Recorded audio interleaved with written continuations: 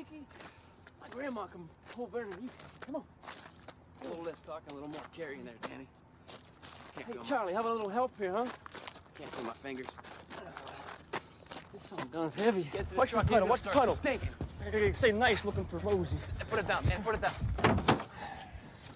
Oh, my back. Get it up, get it over with. This man's heavy as I don't know what. Load him up, I'll give you a hand. 2, 3, up. Oh. We should put a clip on. Get up. It's a heavy son of a gun, ain't it? This has got to be the strangest load you guys have ever hauled. Why don't you just take him straight to the garbage dump? Amen, brother. Yeah, he's garbage, all right. But we're getting paid to take him to the cemetery. Art Krantz and his wife, they want to make sure he's put 6 feet under. Yeah, well, if it makes him feel better. It was their little girl that this sucker killed. Don't know why the warden wouldn't let them come here and see him being burned. Warden wanted a dignified proceeding. Guess he felt the Krantzes would stir things up. Who could blame him? Yeah, well, let's get this shindig over with. I gotta get back to Beekman's Diner as soon as possible.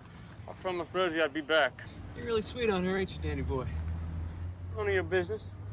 Anyhow, she said the lunch special was beef barley stew and hot buttermilk biscuits. Well, I guess we're both eating at the Beacons then. So Reggie likes me better than you anyway. You wish. You guys be careful. Yeah, thanks for all your help.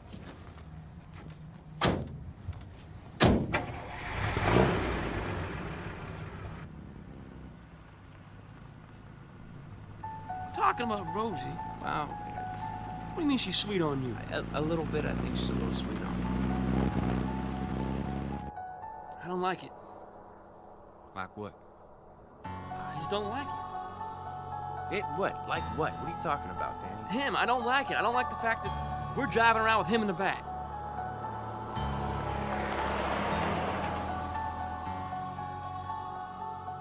Hey, don't worry about him. He's dead. He can't hurt you. I'm not worried about him hurting me. I just don't like it.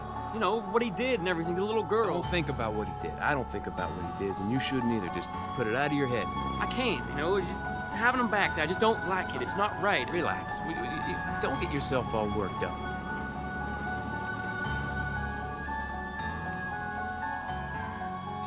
I'll be glad when we're done burying the damn creep. Don't speak ill of the dead, Danny boy. I'll just be happy when it's over with. Just having the back of this truck gives me the creeps. Admit it, Mike. You look a little shaken. Creeps give me the creeps, huh? Well, I guess most folks would feel the same way. That's why we have to dig the hole a good distance away from everybody else. He don't deserve to be next to ordinary, decent folk. He should have been cremated or burned at the stake. Electric chair's too good for him, if you ask me. Right here, Danny. I want you to dig it right here.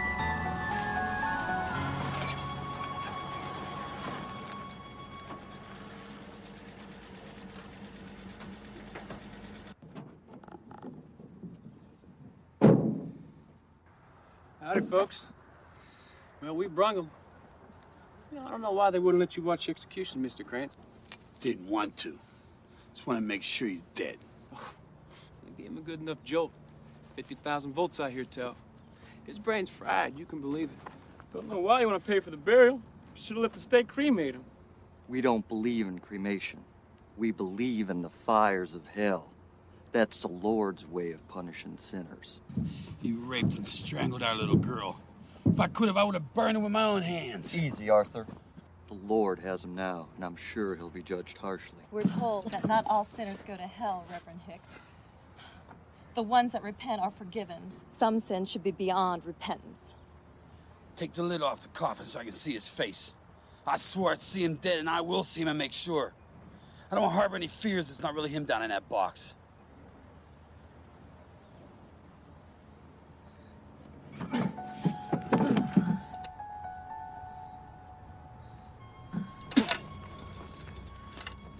Control yourself, Arthur. That was uncalled for. Be mindful of the mysterious ways of the Lord, else you lose your own immortal soul. Now, I'm going to say a short prayer, and then we best leave. A prayer? I'm not staying for it. I don't want to hear it. He doesn't deserve a prayer, Reverend Hicks.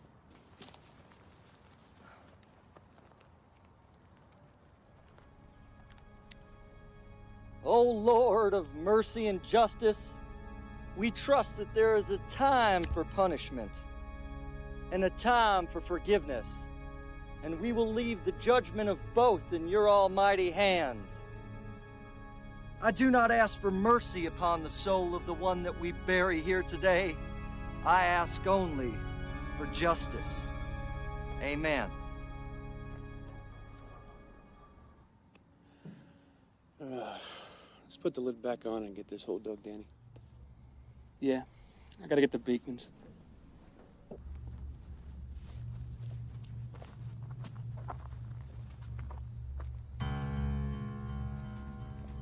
He moved. What? He moved.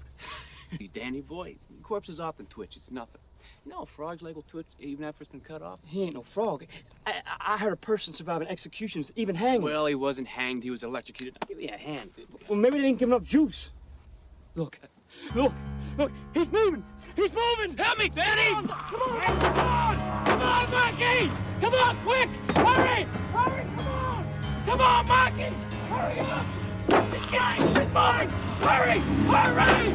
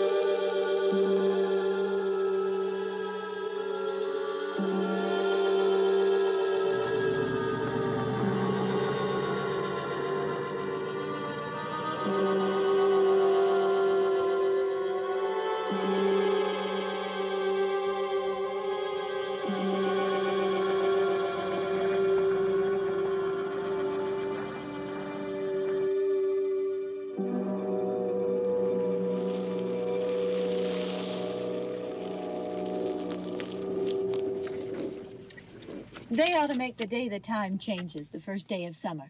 What? Well, it's 8 o'clock and it's still light. A lot of good the extra daylight does us.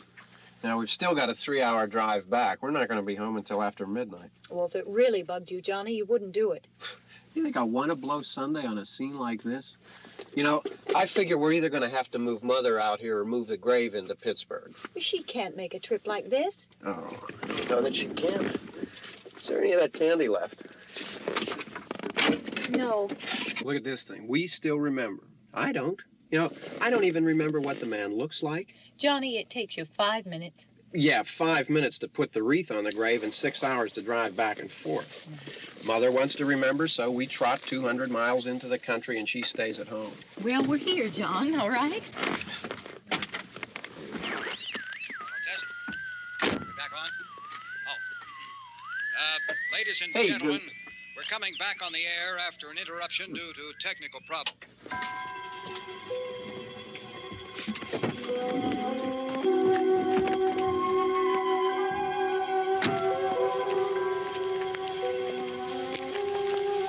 There's nothing wrong with the radio. Must have been the station. Which row is it in?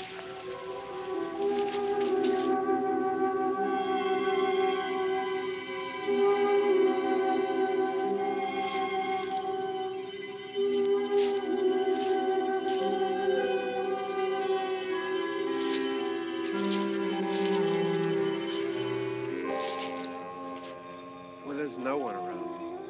Well, it's late.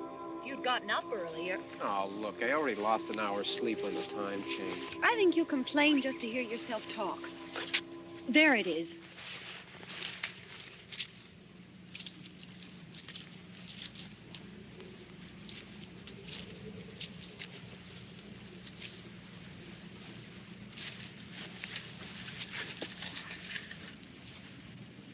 I wonder what happened to the one from last year.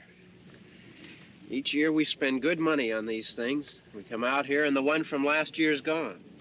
Well, the flowers die, and the caretaker or somebody takes them away. Yeah, a little spit and polish. You can clean this up. Sell it next year. Wonder how many times we bought the same one.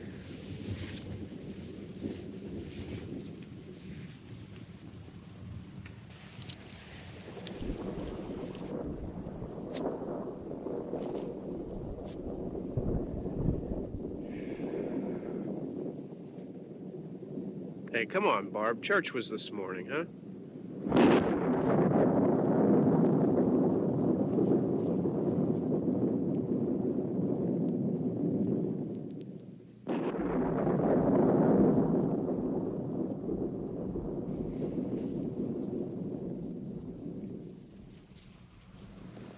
Hey, I mean, praying's for church, huh?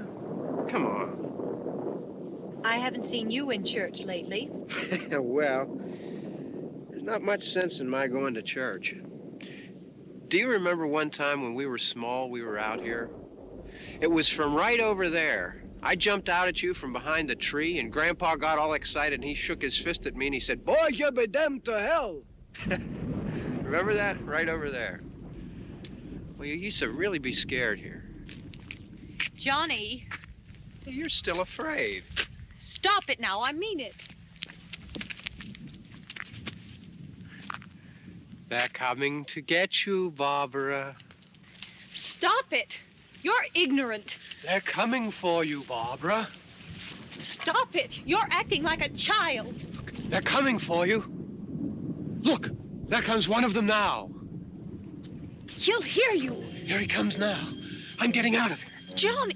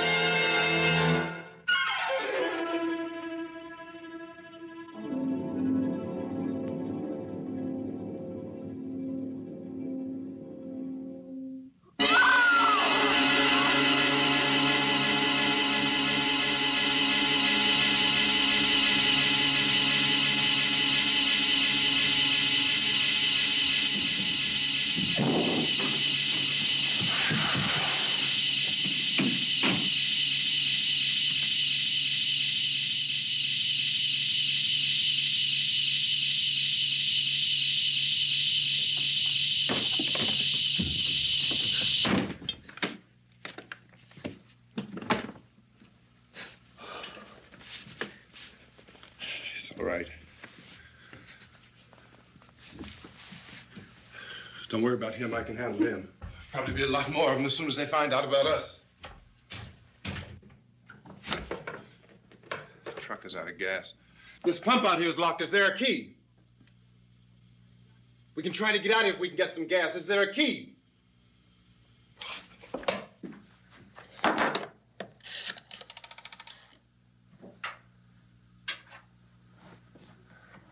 suppose you've tried this.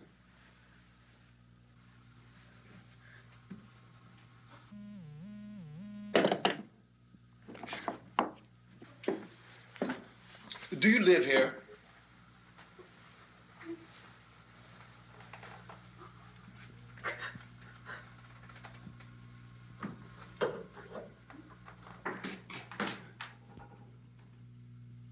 Jesus.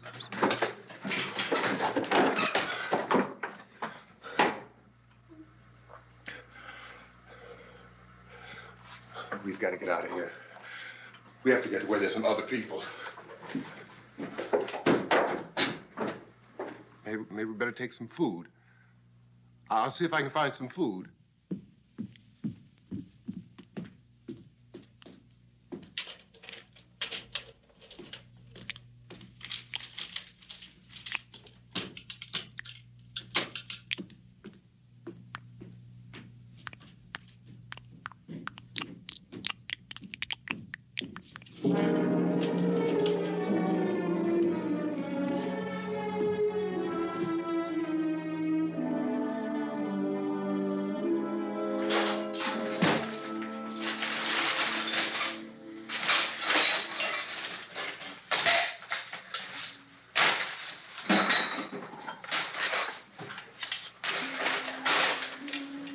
What's happening? How do you think it's happening? What's happening?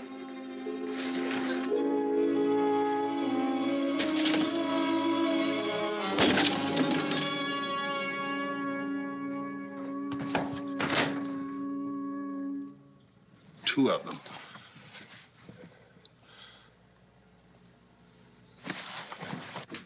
There are two of them out there. Have you seen any more around here? I can take care of those two. I don't I know you're afraid, but we have I to... don't know! I don't know! What's happening?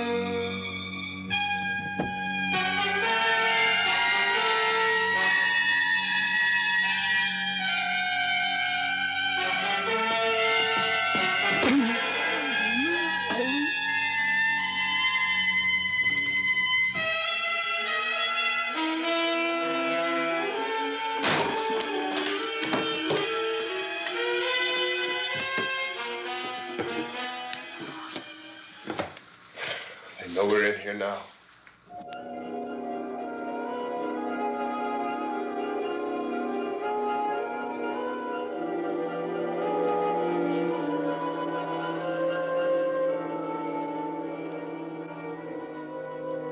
Don't look at it.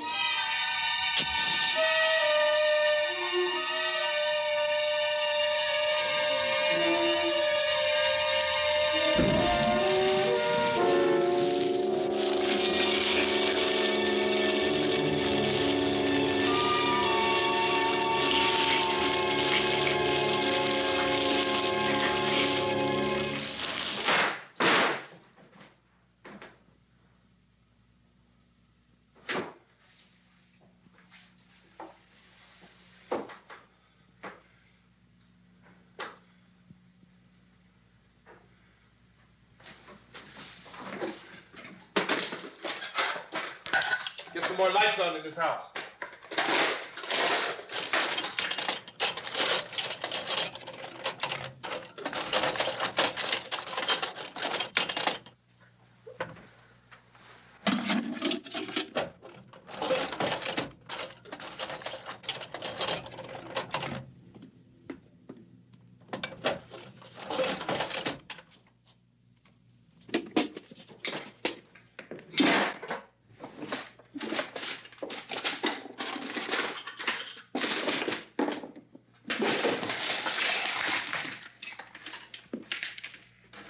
Why don't you see if you can find some wood, some board, something there by the fireplace, something we can nail this place up.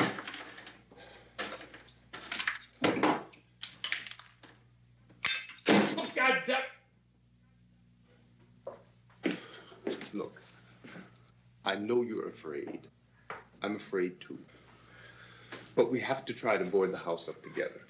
Now, I'm going to board up the windows and the doors. Do you understand? We'll be all right here. We'll be all right here until someone comes to rescue us. But we'll have to work together. You'll have to help me. Now, I want you to go in and get some wood so I can board the place up. Do you understand? Okay? Okay?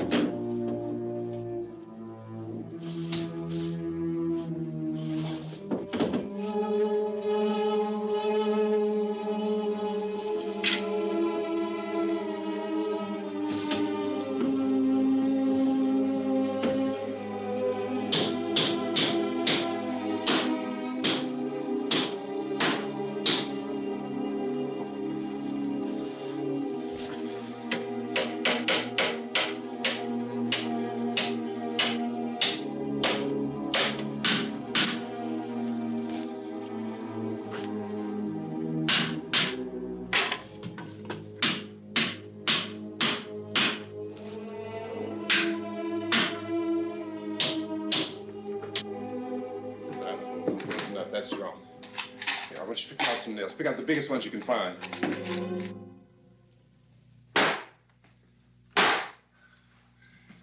There, this room looks pretty secure.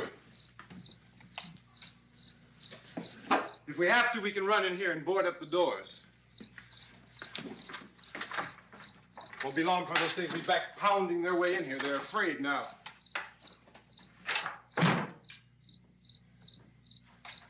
They're afraid of fire. I found that out.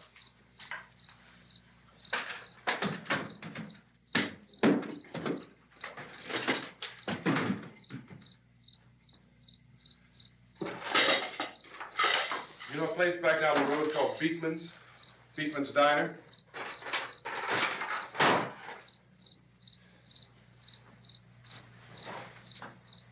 Anyhow, that's where I found that truck I have out there. There's a radio in the truck. I had jumped in to listen to it when a big gasoline truck came screaming right across the road with, there must have been 10, 15 of those things chasing after it, grabbing and holding on. Now, I didn't see them at first. I could just see that the truck was moving in a funny way. And those things were catching up to it. The truck went right across the road. Slammed on my brakes to keep from hitting it myself. It went right through the guardrail.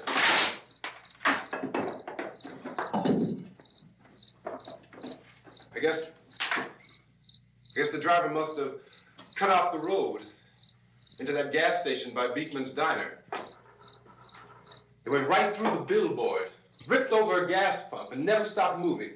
By now, it's like a moving bonfire.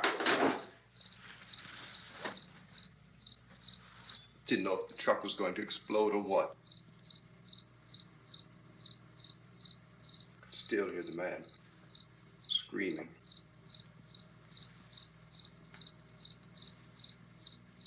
This thing is just backing away from it. I looked back at the diner to see if there was anyone there who could help me. It was when I noticed that the entire place had been encircled. There wasn't a sign of life left except by now there were no more screams. I realized that I was alone with 50 or 60 of those things, just standing there, staring at me. I started to drive. I just plowed right through them. They didn't move. They didn't run or just stood there, staring at me. Just wanted to crush them. They scattered through the air like bugs. We were riding in the cemetery, Johnny and me. Johnny.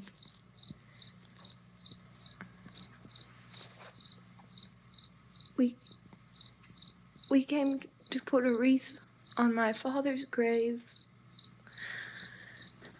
Johnny, and he said, "Can I have some candy, Barbara?" We didn't have any. And, oh, it's hot in here. Hot.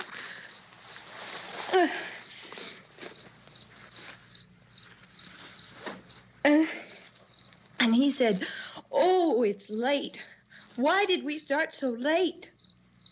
And I said, "Johnny, if you'd gotten up earlier, we wouldn't be late." Johnny asked me if I were afraid. And I said, "I'm not afraid, Johnny." And then this man started walking up the road. He came slowly And Johnny kept teasing me and saying, "He's coming to get you, Barbara." And I laughed at him and said, "Johnny, stop it." And then Johnny ran away. And I went up to this man, and I was going to apologize. Why don't you just keep calm? And I looked up, and I said, "Good evening." And he grabbed me. He grabbed me, and he ripped at me. He held me, and he ripped at my clothes. I think you should just calm down. Oh, I screamed, "Johnny! Johnny, help me! Oh, help me!" And he wouldn't let me go. He ripped. And then Johnny came and he ran and he fought this man. And I got so afraid. I ran.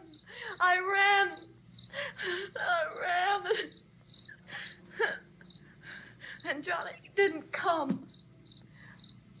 We have to wait for Johnny.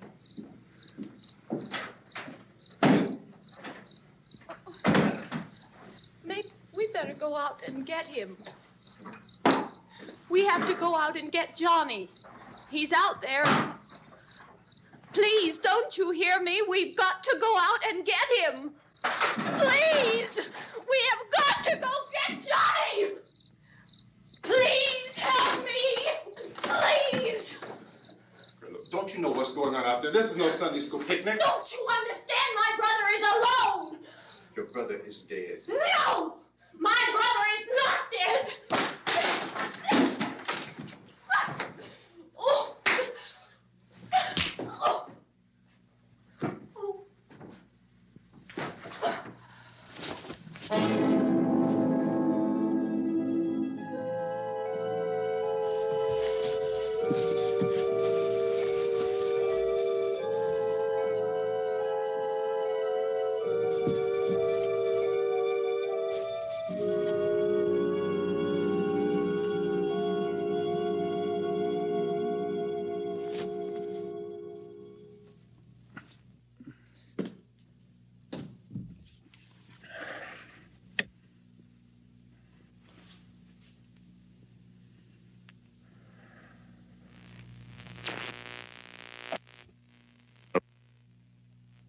Because of the obvious threat to untold numbers of citizens, and because of the crisis which is even now developing, this radio station will remain on the air day and night. This station and hundreds of other radio and TV stations throughout this part of the country are pooling their resources through an emergency network hookup to keep you informed of all developments. At this hour, we repeat, these are the facts as we know them. There is an epidemic of mass murder being committed by a virtual army of unidentified assassins. The murders are taking place in villages, cities, rural homes, and suburbs with no apparent pattern or reason for the slayings. It seems to be a sudden, general explosion of mass homicide.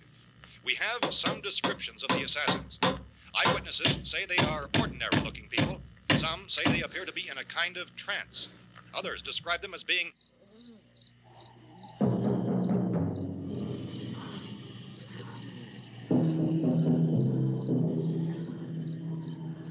So, at this point, there is no really authentic way for us to say who or what to look for and guard yourself against. Misshapen monsters.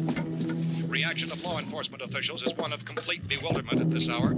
So far, we have been unable to determine that any kind of organized investigation is yet underway. Police, sheriff's deputies, and emergency ambulances are literally deluged with calls for help, and the scene can best be described as mayhem. Mayors of Pittsburgh, Philadelphia, and Miami, along with the governors of several eastern and midwestern states, have indicated the National Guard may be mobilized at any moment, but that has not happened as yet. The only advice our reporters have been able to get from official sources is for private citizens to stay in their homes behind locked doors. Do not venture outside for any reason until the nature of this crisis has been determined and until we can advise what course of action to take. Keep listening to radio and TV for any special instructions as this crisis develops further. Thousands of office and factory workers are being urged to stay at their places of employment, not to make any attempt to get to their homes. However, in spite of this urging and warning, streets and highways are packed with frantic people trying to reach their families or apparently to flee just anywhere. We repeat, the safest course of action at this time is simply to stay where you are.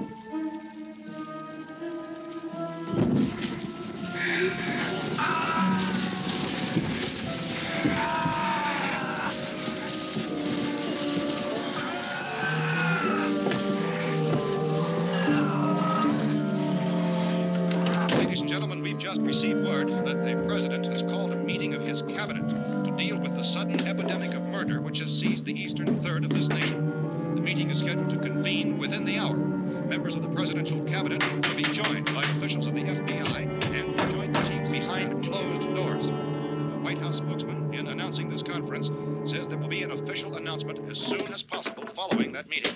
This is the latest dispatch just received in our newsroom. Latest word also from National Press Services in Washington, D.C. now tells us that the emergency presidential conference, which we've just mentioned, will include high-ranking scientists from the National Aeronautics and Space Administration. That's the extent of this latest bulletin. Repeating, members of this cabinet, the FBI, the Joint Chiefs of Staff, and scientists from NASA within the hour. All radio and TV stations in this part of the country, including the one to which you're listening, have joined their facilities in an emergency network to bring you this news as it develops. We urge you to stay tuned to radio and TV and to stay indoors at all costs. Late reports reaching this newsroom tell of frightened people seeking refuge in churches, schools, and government buildings, demanding shelter and protection from the wholesale murder which apparently is engulfing much of the nation. Law enforcement officials are at a loss to explain or, even at this hour, even to theorize about the reasons for this wave of murder. So far, the advice we are able to give the public is something that Chief T.K. Dunmore of Camden, North Carolina, was quoted as saying, quote, "Tell the people, for God's sake, to get off the streets. Tell them to go home and lock their doors and windows up tight. We don't know what kind of murder-happy characters we have here." End quote. This Chief Dunmore of Camden, North Carolina. So far, the only descriptions, the only clues anyone has of the killers come from frightened witnesses of some of the slayings. These eyewitness accounts variously describe the murderers as ordinary-looking people, misshapen monsters, people who look like they're in a trance, and things that look like people but act like animals. Some eyewitnesses tell of seeing victims who look as though they had been torn apart.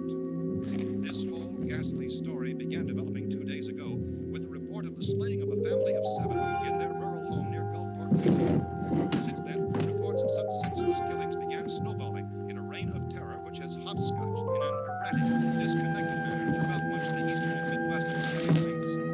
Efforts to keep track of the murder reports by the placing of markers on a map seem to indicate a general spreading from the extreme southeastern United States to the north and west.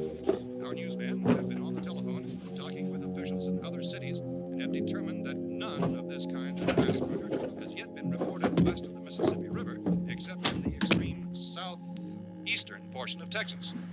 Similar killings have been reported around the Houston and Galveston areas, but nothing like... I found a gun and some bullets out there. It was only late yesterday And it these. became clear we were facing some kind of national emergency. When first reports began filtering in, newsmen and law enforcement agencies were of the opinion This that place is boarded up pretty solid now. in nature. However, as these We ought to be all right here for a while. dramatically, it was soon apparent that We have this the was gun something and more than the bullets, usual run of lawlessness. food and the radio. Officials began to suspect an obscure kind of conspiracy. Sooner or later, someone's Things as bound to come and get us out. creatures from outer space. So again, we join with law enforcement agencies, urging you to seek shelter in a building. Lock the doors and windows securely. Hey, that's us. We're doing all right. Cautious of any suspicious strangers. And keep tuned to your radio and television for survival instructions and further details of this continuing story. Look, I don't know if you're hearing me, Goes on in the absence of any law. but I'm going upstairs now. It's almost as though some critical balance of If anything should try to break in here, I can hear it from up there. I'll be down to take care of it. savage killers. We repeat, this radio station. Everything is all right for now. I'll be back to reinforce the windows and doors later. But you'll be all right for now, okay? Okay. Dateline on this report is Cumberland, Maryland.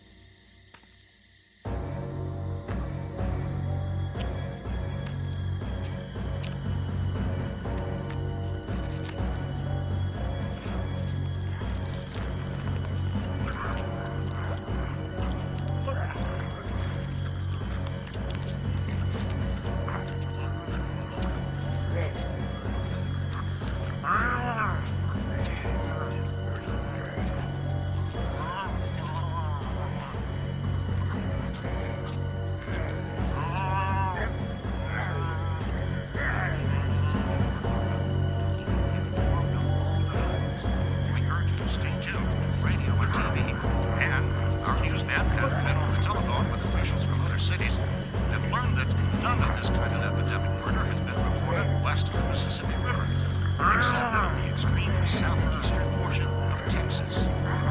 Similar killings have been reported around the Houston and Galveston areas, but nothing like what's occurring in the eastern United States. It's becoming increasingly clear we're facing some kind of national emergency. Civil defense officials in Cumberland have told newsmen that murder victims show evidence of having been partially devoured by their murderers.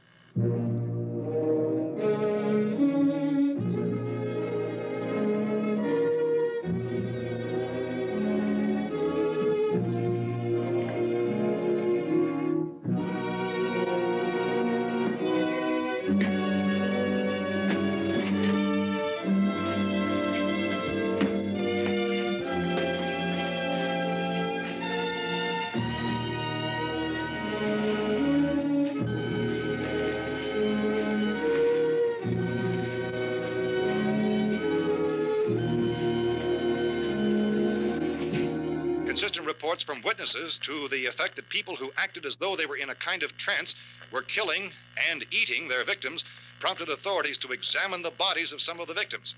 Medical authorities in Cumberland have concluded that in all cases, the killers are eating the flesh of the people they murdered.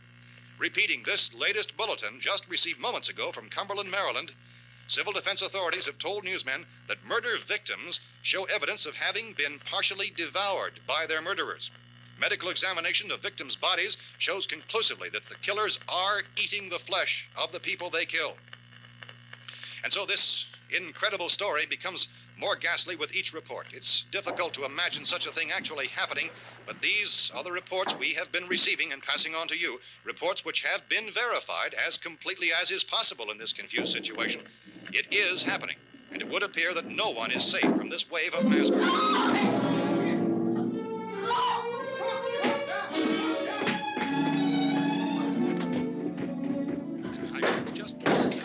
Don't shoot. We're from town. A radio. County, Pennsylvania. The Butler County Sheriff has verified that reports of murder victims being partially eaten by their slayers is true. No further details available at this time. However, How long you guys been down there? I could use some help up here. That's the cellar. It's the safest place. You mean you didn't hear the racket we were making up here? How were we supposed to know what was going on? Could have been those things for all we knew. That girl was screaming. Sure, you must know what a girl screaming sounds like. Those things don't make any noise. Anybody would know somebody ever needed help. Look, it's kind of hard to hear what's going on from down there. We thought we could hear screams, but for all we knew, that could have meant those things were in the house afterward. And you wouldn't come up and help? Well, if there were more, the racket sounded like the place was being ripped apart. How were we supposed to know what was going on? Now, wait a minute. You just got finished saying you couldn't hear from down there. Now you say it sounded like the place was being ripped apart. It would be nice if you get your story straight, man. All right, now you tell me. I'm not going to take that kind of a chance when we got a safe place. We luck into a safe place, and you're telling us we got to risk our lives just because somebody might need help, huh? Yeah, something like that. All right, why don't we settle this? Look, mister, we came up. Okay, we're here. Now I suggest we all go back downstairs before any of those things find out we're in here. They can't get in here. You got the whole place boarded up? Yeah, most of it. All but a few spots upstairs. They won't be hard to fix. You're insane. The cellar's the safest place. I'm telling you, they can't get in here. And I'm telling you, those things turned over our car. We were damn lucky to get away at all. Now you tell me those things can't get through this lousy pile of wood? His wife and kids downstairs. The kid's hurt. Well, I still think we're better off up here. We could strengthen everything up, Mr. Cooper. With all of us working, we could fix this place up in no time. We have everything we need up here. We can take all that stuff downstairs with us. Man, you're really crazy, you know that? You got 1 million windows up here. All these windows, you're gonna make them strong enough to keep these things out, huh? I told you those things don't have any strength. I smashed 3 of them and pushed another one out the door. Did you hear me when I told you they turned over our car? Oh, hell, any good 5 men can do that. That's my point. Only there's not going to be 5 or even 10. There's going to be 20, 30, maybe 100 of those things. And as soon as they know we're here, this place is going to be crawling with them. Well, if there are that many, they'll probably get us wherever we are. Look, the cellar. The cellar, there's only one door, right? Just one door, that's all we have to protect. Tom and I fixed it so it locks and boards from the inside. But up here, all these windows, why, we'd never know where they were going to hit us next. You got a point, Mr. Cooper. But down in the cellar, there's no place to run to. I mean, if they did get in, there'd be no back exit. We'd be done for. We can get out of here if we have to. And we got windows to see what's going on outside. But down there with no windows, if a rescue party did come, we wouldn't even know it. But the cellar is the strongest place. The cellar is a death trap. I don't know, Mr. Cooper. I think he's right. You know how many's out there? I don't know. Maybe 6 or 7. Look, you two can do whatever you like. I'm going back down to the cellar, and you better decide. Because I'm going to board up that door, and I'm not going to unlock it again no matter what happens. Now, wait a minute, Mr. Cooper. No, I'm not going to wait. I've made my decision, now you make yours. Now, wait a minute. Let's think about this. We can make it to the cellar if we have to. And if we do decide to stay down there, we'll need some things from up here. So let's at least consider this a while. If you box yourself in this cellar and those things get in the house, you've had it. At least up here you have a fighting chance. Yeah, it looks like about 8 or 10 out there now. There's more than there were. There are a lot out back, too.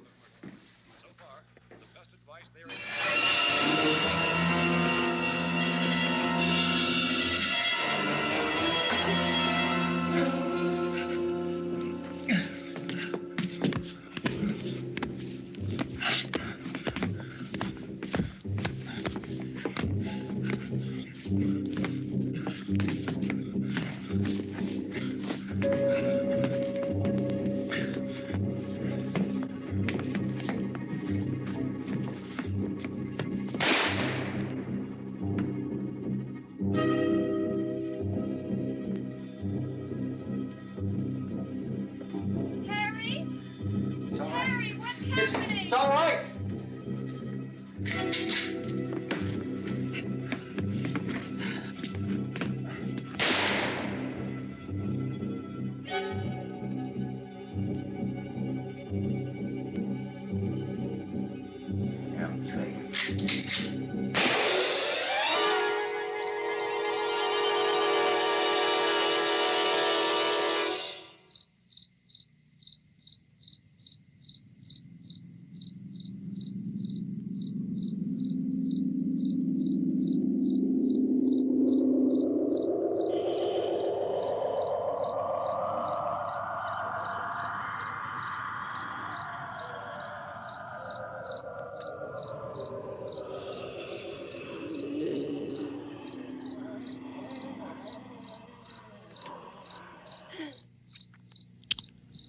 We gotta fix these boards. You're crazy. Those things are going to be at every window and door in this place.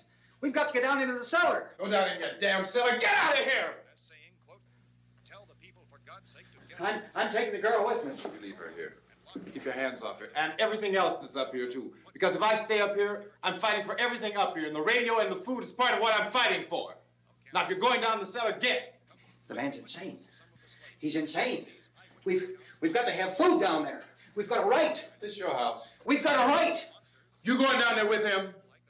Well, yes or no? This is your last chance. No beating around the bush. Listen, I got a kid down there. She can't possibly. I couldn't bring her up here. She can't possibly take all the racket and those things smashing through the windows. Well, you're her father. If you're stupid enough to go die in that trap, that's your business. However, I am not stupid enough to follow you. It is tough for the kid that old man is so stupid. Now, you get the hell down in the cellar. You can be the boss down there. I'm boss up here.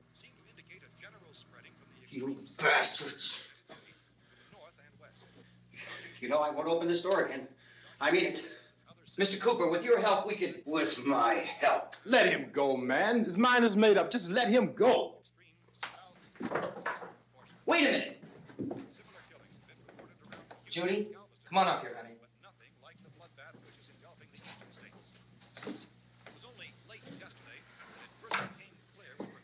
You're gonna let them get hurt too, huh? It's all right, honey. Go ahead.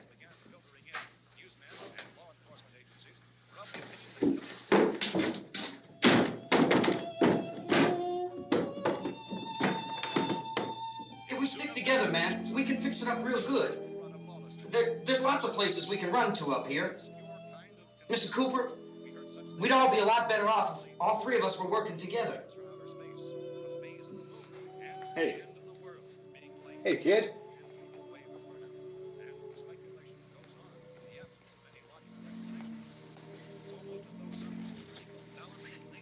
He's wrong, you know.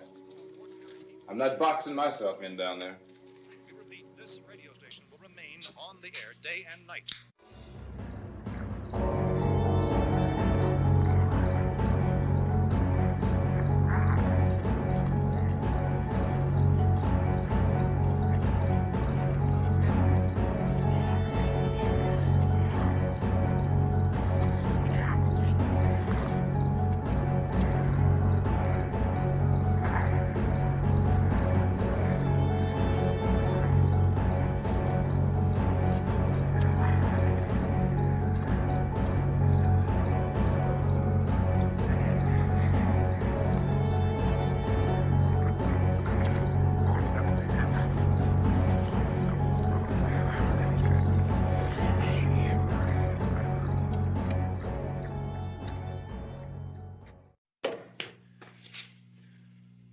Well, we're safe now. It's boarded up tight.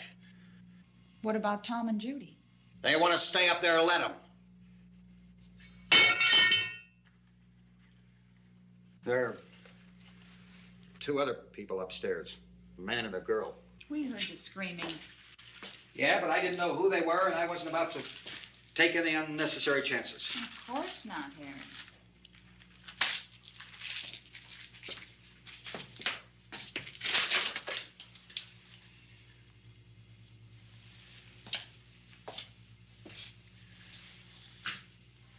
Is she all right? I don't know what it is. She feels warm. Maybe it's shock.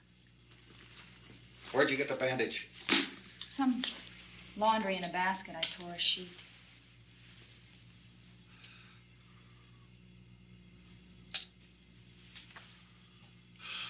Let them stay upstairs. Let them. Too many ways those monsters can get in up there. We'll see who's right. We'll see when they come begging me to let them in down here. That's important, isn't it? What? To be right, everybody else to be wrong. What do you mean by that? Does anyone up there know why we're being attacked? Whatever it isn't just happening here. It's some kind of mass murder. It's going on everywhere. The radio said to stay inside. Radio? Radio upstairs. I heard a news bulletin. There's a radio upstairs and you boarded us in down here? I know what I'm doing. What did it say? Nothing. Nothing. They don't know anything yet. There's mass murder everywhere, and people are supposed to look for a safe place to hide. Take the boards off that door. We are staying down here, Helen. Harry, that radio is at least some kind of communication. If the authorities know what's happening, well, they'll send people for us to tell us what to do. How are we going to know what's going on if we lock ourselves in this dungeon?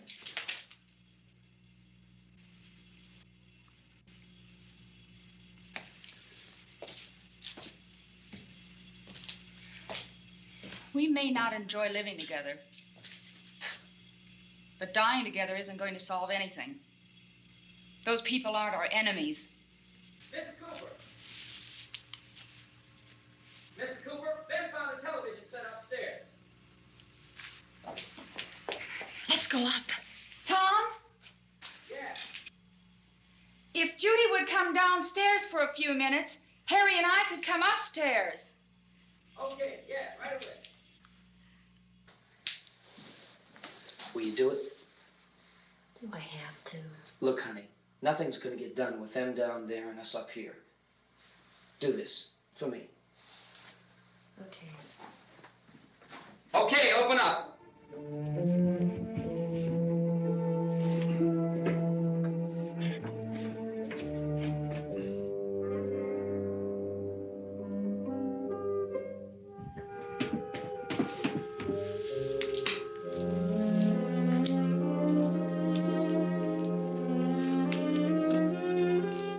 I'll take good care of her, Helen.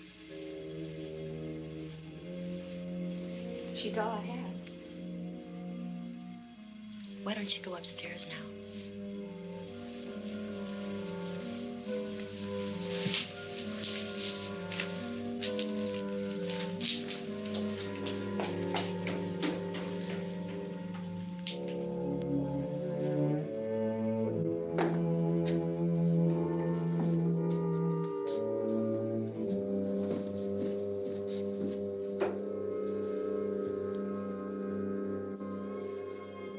brother was killed. Hey, give me a hand with this thing. I gotta go help Ben with the television.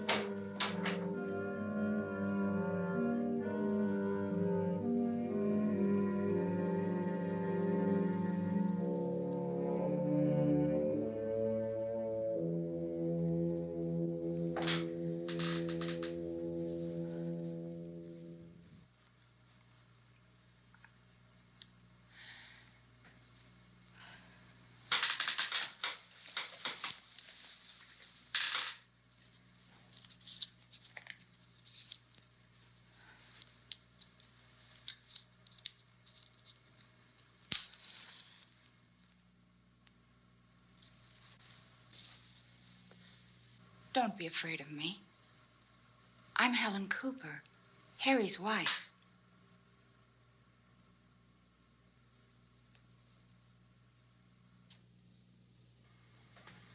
This place is ridiculous.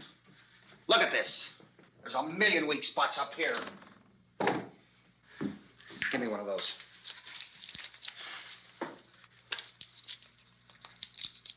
Her brother was killed.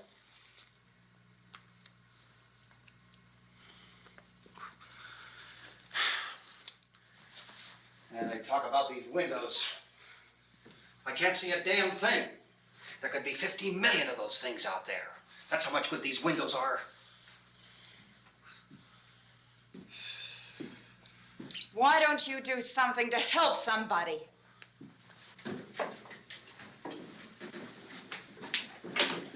Here, I have it. Drag a couple of those chairs together. There's a socket over here.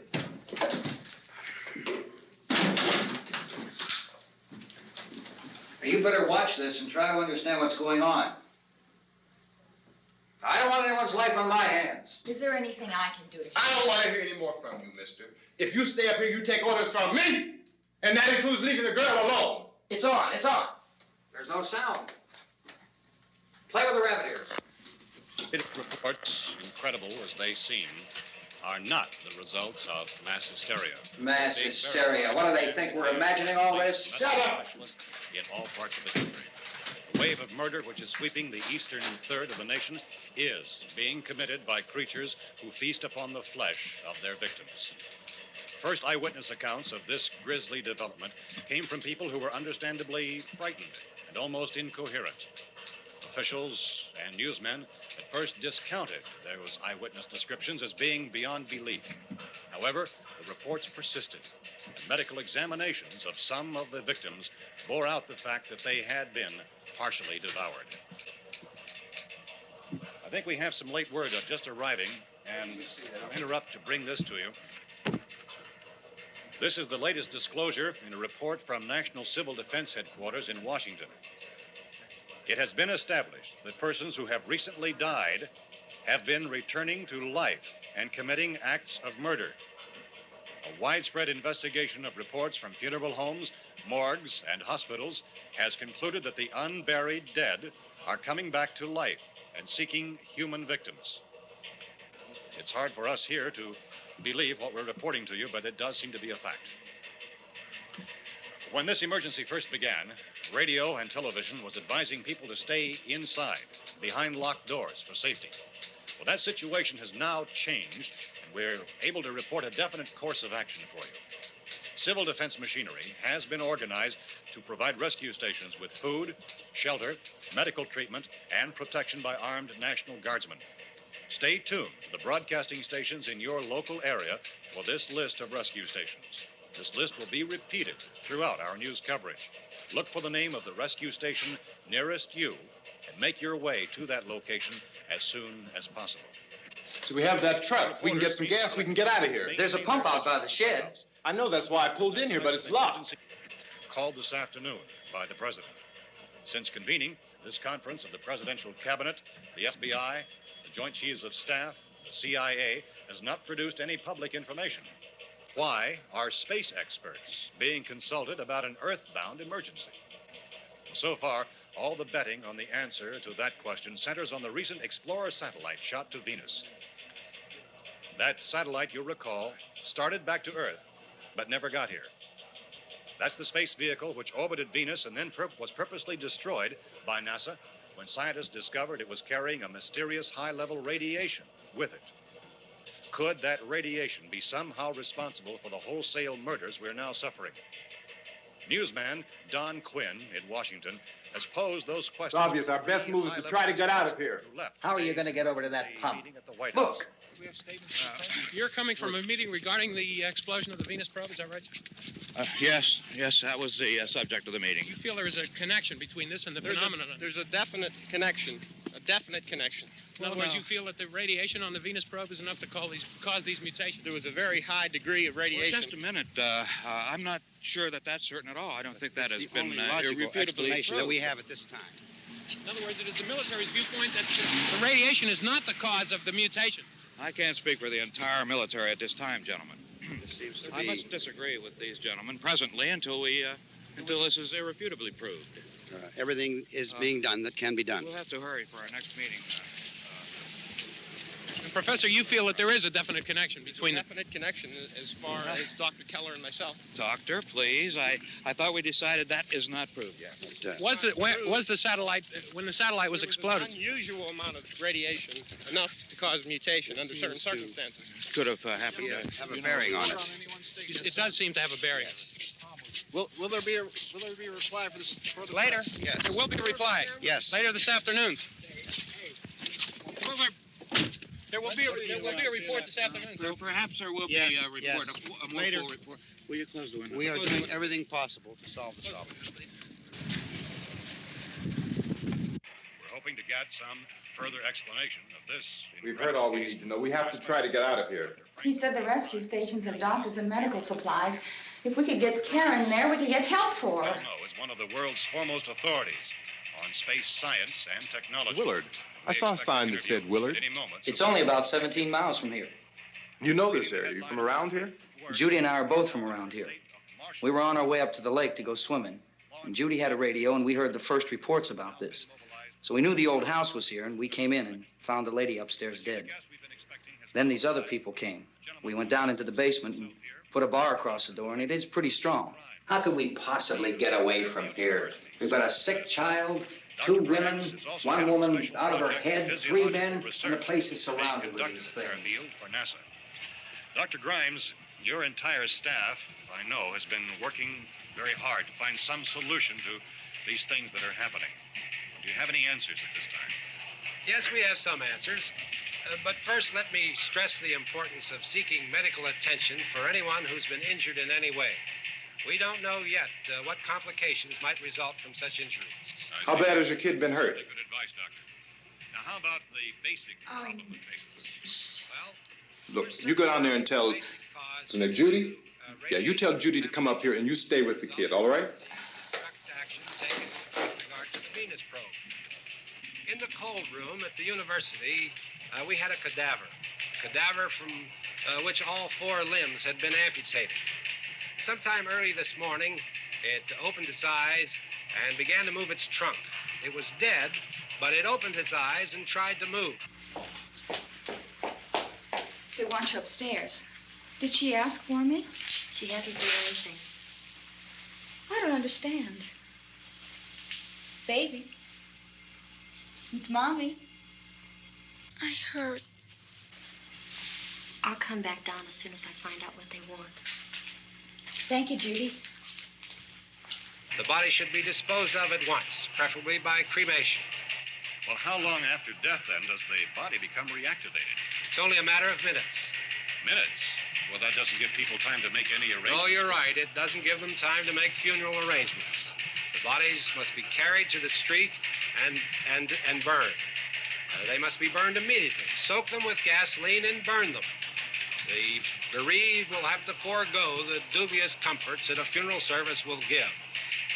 They're just dead flesh and dangerous. I see. Judy, I need you to find some bedspreads or sheets to tear up into small strips, okay? Is there a fruit cellar here? Yes. We need some bottles or jars to make Molotov cocktails and hold them off while we try to escape. Hey, there's a big can of kerosene down there. I'll see what I can find. I'll look for the bottles. There's a big key ring down there. There may be a key to the gas pump on it. I'll check. We can toss the cocktails from a window upstairs.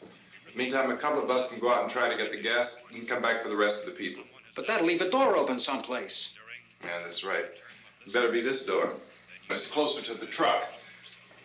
Before we go out, we'll put some supplies behind the cellar door. While we're gone, the rest of you can hold up in there. I found some fruit jars in the cellar. And there's a key on here that's labeled for the gas pump out back. I'm not really that used to the truck. I found it abandoned. I can handle the truck, no sweat. You're it, then. You and I'll go.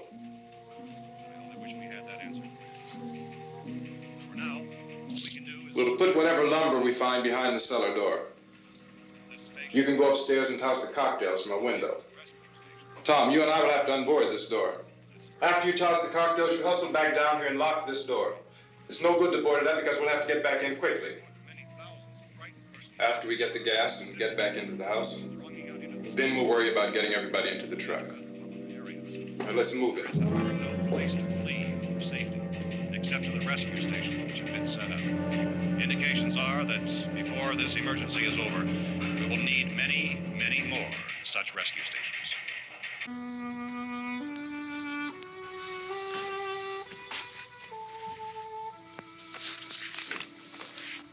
You always have a smile for me. How can you smile like that all the time? How many do you have done? Come on, honey, we gotta move. Tom, are you sure about the phone? The phone is dead out. All you get is a recorded message. If I could only call the folks. They're going to be so worried about us. Everything will be all right. As soon as we get to Willard, we'll call them. They might even be there. I know. Tom?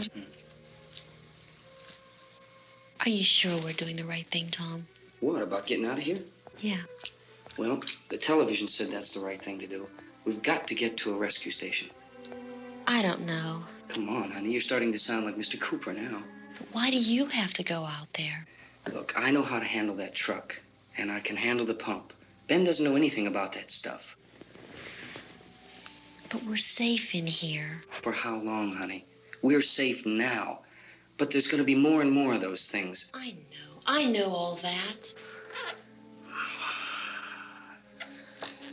Hey, listen.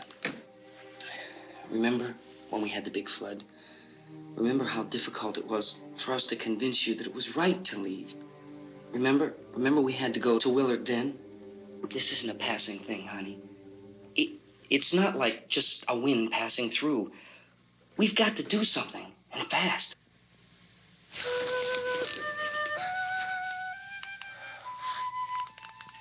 I just don't want you to go out there, that's all. Hey, Smiley, where's that big smile for me? Boy, you're sure no use at all, aren't you? We've got work to do, honey. And you...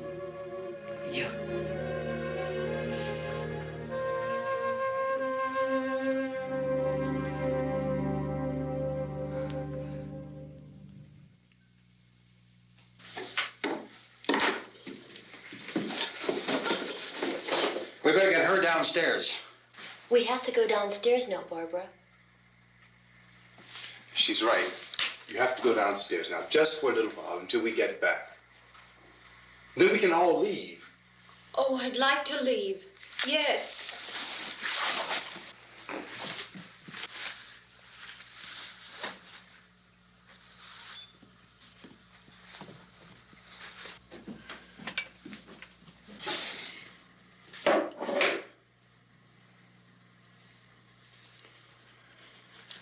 Good luck.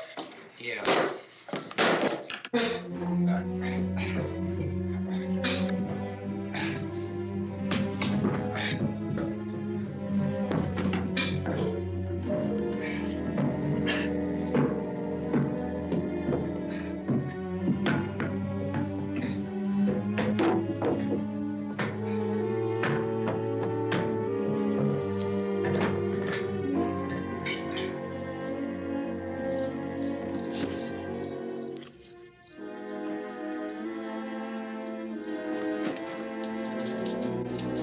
You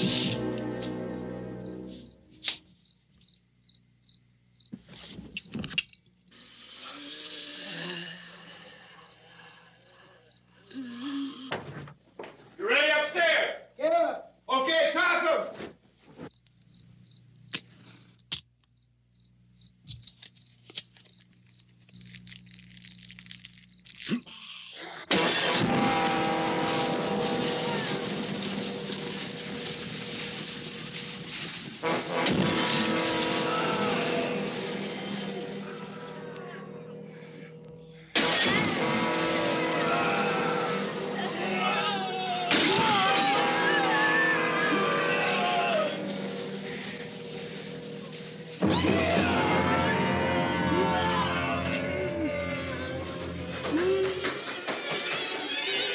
Go ahead, go on.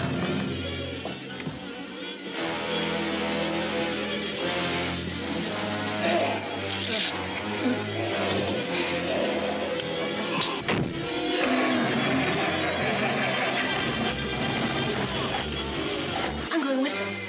Get back in the cellar. I'm going. It's too late. It's too late.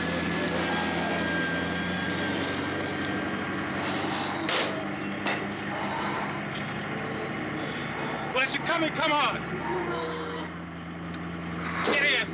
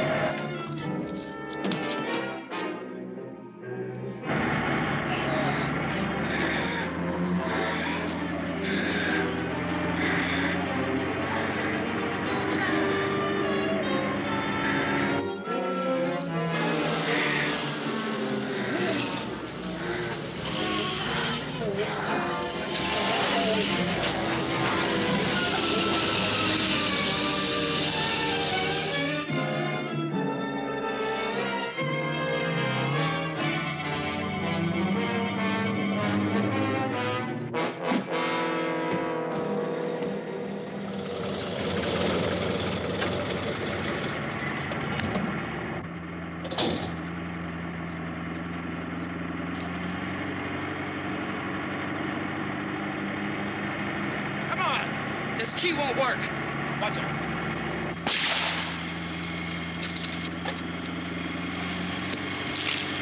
Watch the torch.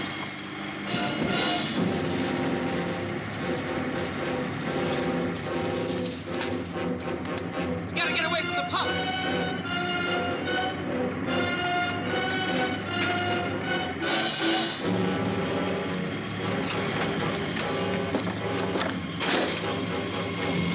Hang on.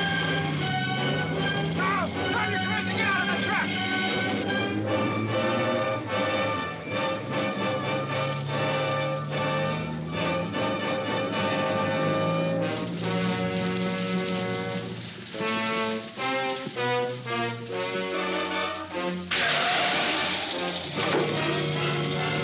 Let's get out of here. Come on, come on. My jacket's gone.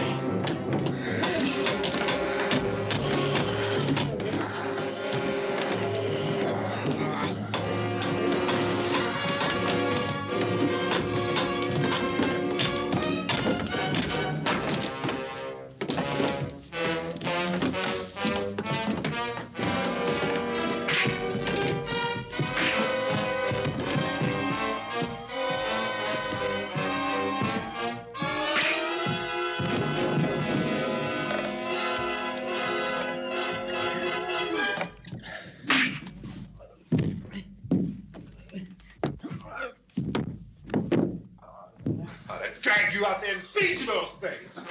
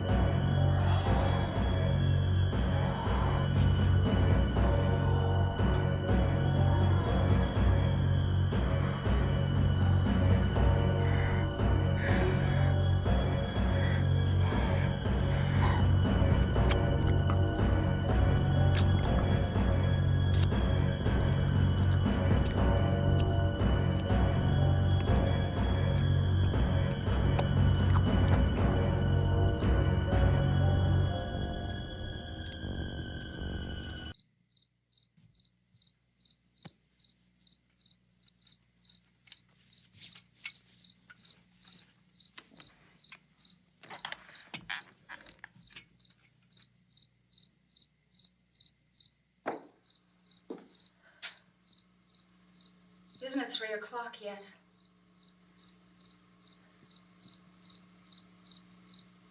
There's supposed to be another broadcast at 3 o'clock. 10 minutes. Oh, only 10 more minutes? We don't have very long to wait. We can leave. Well, we'd better leave soon. It's 10 minutes to 3.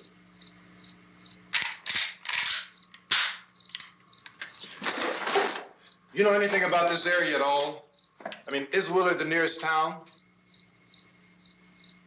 I don't know. We were just trying to get to a motel before dark. You say those things turned your car over. You think we can get it back on its wheels and drive it? Where is it? Seems like it was pretty far away. Seems like we ran. Forget it. It's at least a mile. Johnny has the keys. You're gonna carry that child a mile through that army of things out there? I can carry the kid. What's wrong with her? How'd she get hurt? One of those things grabbed her. Bit her on the arm. What's wrong? Who knows what kind of disease those things carry? Is she conscious? Barely. She can't walk. She's too weak. Well, one of us could try to get to the car. You gonna turn it over by yourself? You can't start the car. Johnny has the keys. You have a car? Where? Where is it? You won't be able to start it. Yeah, I know. But where is it?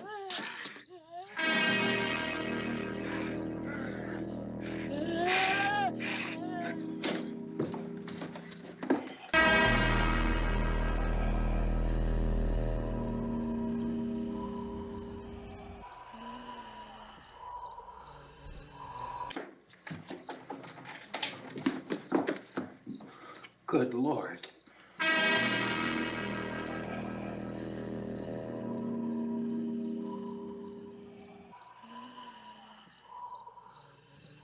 Being monitored closely by scientists at all the radiation detection stations. At this hour, they report the level of the mysterious radiation continues to increase steadily.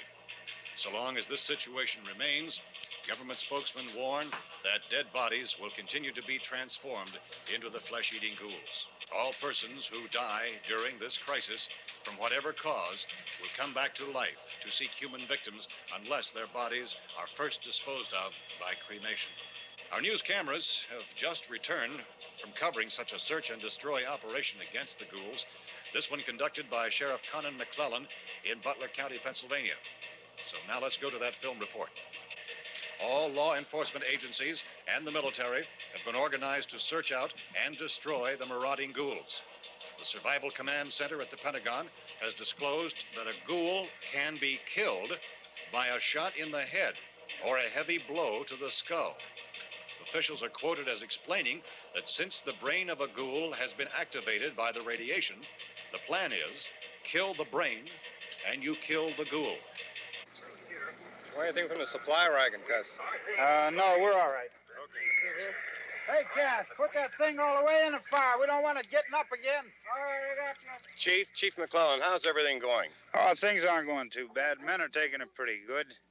You want to get on the other side of the road over there? Chief, do you think we'll be able to defeat these things?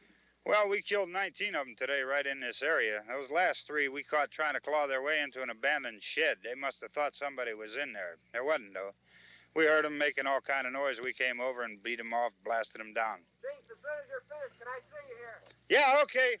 Chief, if I were surrounded by 6 or 8 of these things, would I stand a chance with them? Well, there's no problem. If you had a gun, shoot them in the head. That's a sure way to kill them. If you don't, get yourself a club or a torch. Beat them or burn them. They go up pretty easy. Well, Chief McClellan, how long do you think it will take you until you get the situation under control? Well, that's pretty hard to say. We don't know how many of them there are. We know when we find them, we can kill them. Are they slow-moving, Chief? Yeah, they're dead. They're all messed up. Well, in time, would you say you ought to be able to wrap this up in 24 hours? Well, we don't really know. We know we'll be into it most of the night, probably into the early morning. We're working our way toward Willard, and we'll team up with the National Guard over there, and then we'll be able to give a more definite view. Thank you very much, Chief McClellan. This is Bill Cardill, WIC TV 11 News. Thank you, Bill, for that report. Official spokesman declined to speculate just how long it may take to kill off all the flesh eaters, so long as the heavy rain...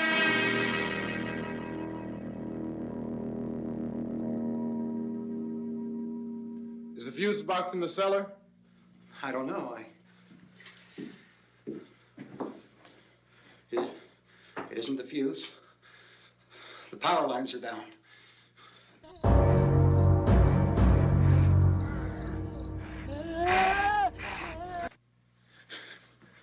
Helen, I have to get that gun.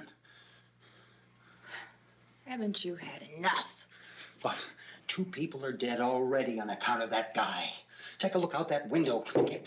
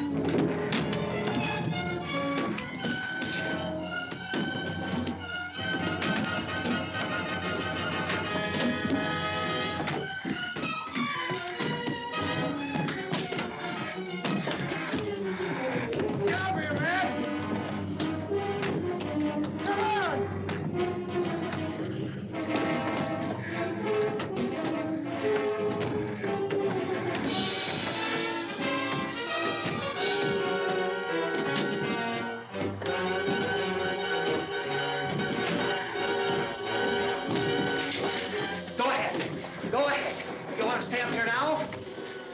Helen, get in the cellar. Get in the cellar now. Move!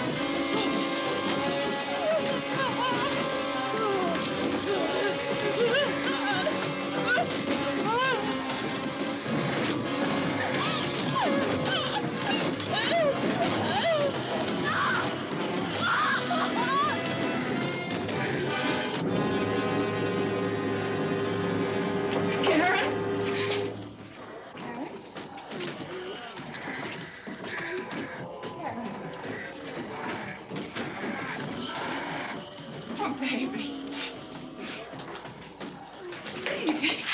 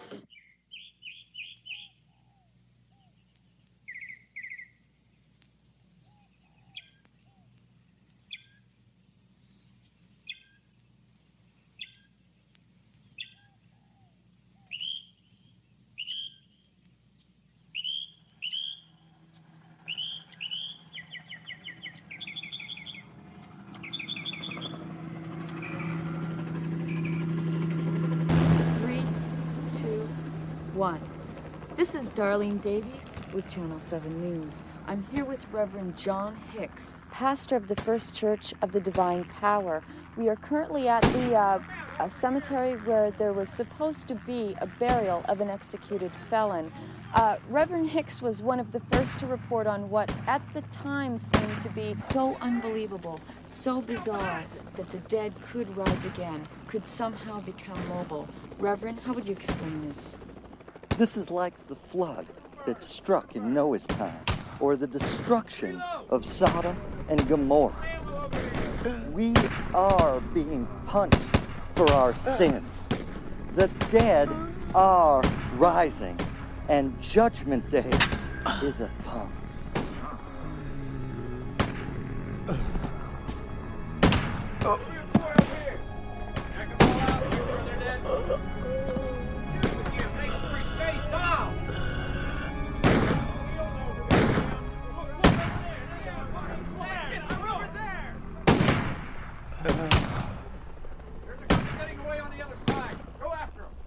By the power of the Holy Ghost, I condemn thee to eternal death and damnation. May the beasts of hell that inhabit you leave your body, so that your soul may burn in everlasting fire. So your soul may burn in everlasting fire.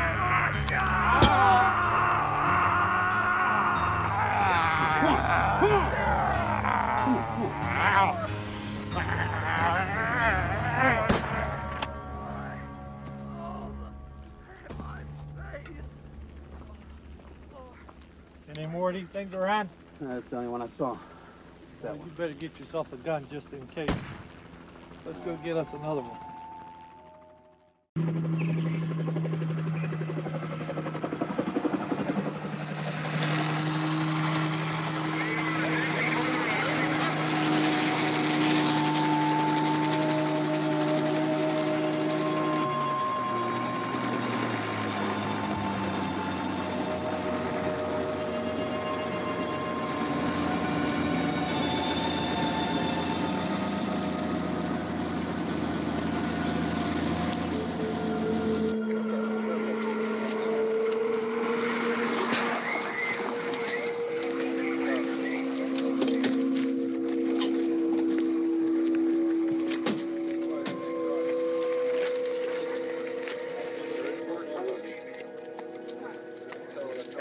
Al, you want to get about 4 or 5 men and a couple dogs? There's a house over here behind those trees. We want to go check it out. You still here, Bill? Yeah, Chief, we're going to stay with it till we meet up with the National Guard. Where'd you get the coffee? One of the volunteers. You're doing all the work. You take it. Thank you. We should be wrapped up here about 3 or 4 more hours. We'll probably get into Willard Den. I guess you can go over there and meet the National Guard. Nick, you and the rest of these men want to come with me? Well, Bill, I'm going to check in the office, see what's happening.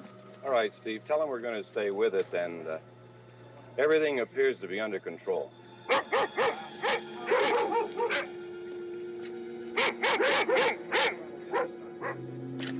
going to the other side.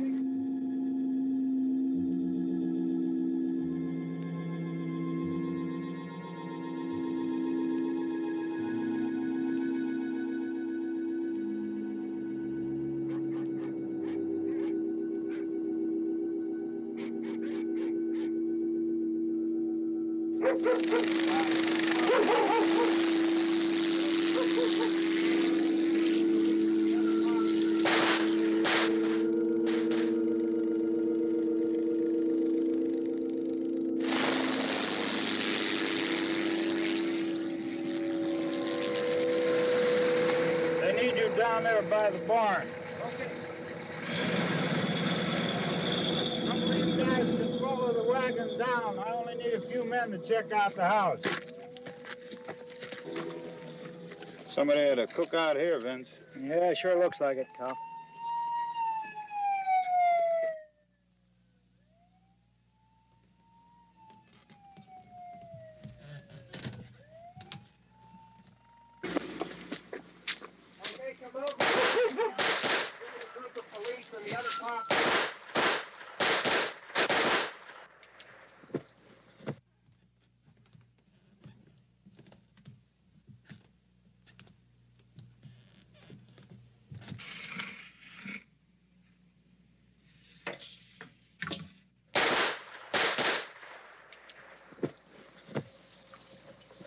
dead one. Get up here.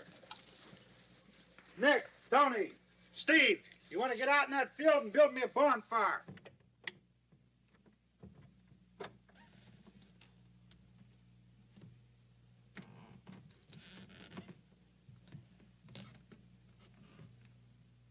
You, drag that out of here and throw it on the fire. Nothing down here. All right, go ahead down and give him a hand. Let's go check out the house, man. There's something there. I heard a noise.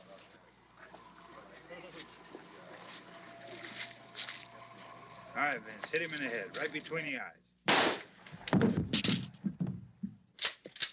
Good shot. Okay, he's dead. Let's go get him. That's another one for the fire.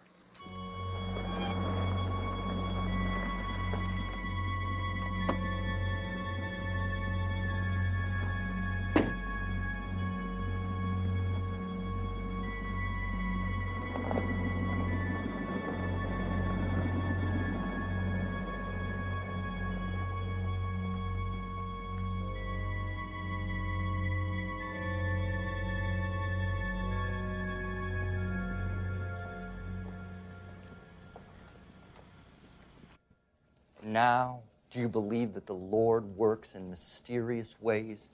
It is He who has saved me for a higher purpose. I see they allow you to have a pet, Reverend Hicks. This is Mushu, my companion and protector, Miss Davies. He's really cute, but I don't see how he could protect you from very much. But the idea is to protect all of you from me.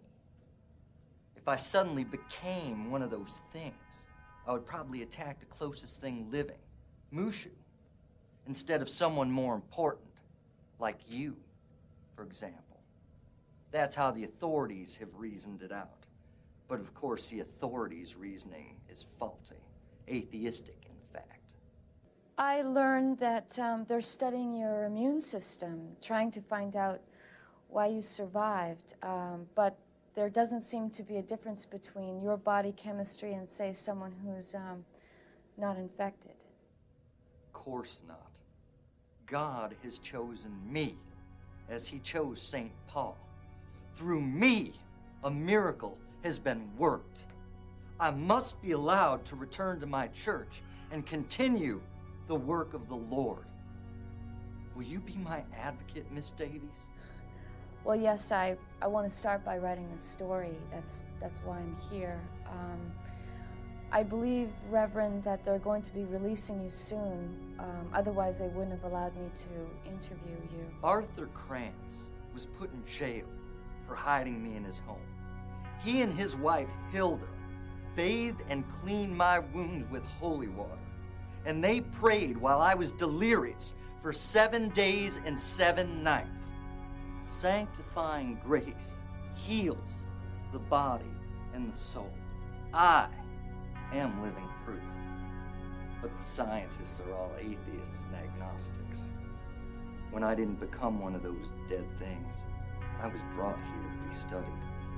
But what happened to me goes beyond the scope of their pitiful secular rationalizations. So you don't think they'll find a biological reason for any of this? A virus, a germ? No. Those things were demons. Creatures of Satan inhabiting the bodies of our dead. And the demons are still loose in this world. And the dead must be spiked. Spiked? What do you mean? Spiked as the hands of Jesus were spiked to the cross. Spike the dead to prevent them from rising before Judgment Day. All sinners must repent and the dead must be spiked.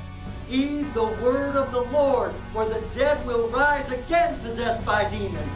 And ye who are unclean shall be damned forever and ever in eternal fire. Hey, Randy, light these torches over here. Back, way in the back.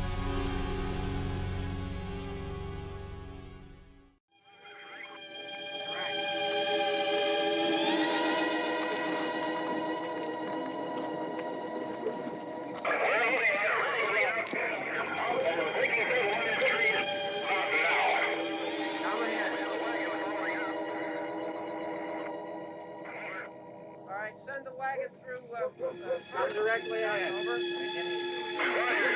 More torches. Keep those dogs back off of those things.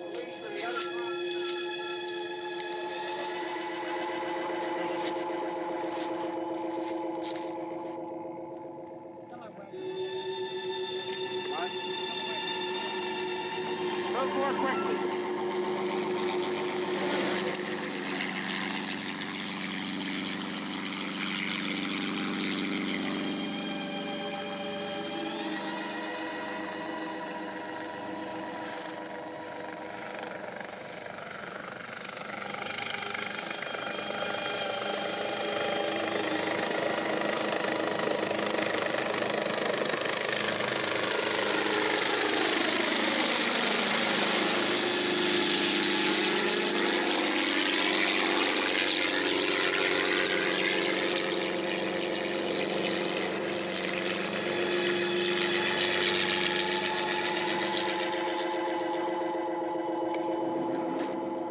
Come ahead with the motorcycle, please. Let's go back there. That's the way. Hey, Randy, light these torches over here. People in the back, way in the back.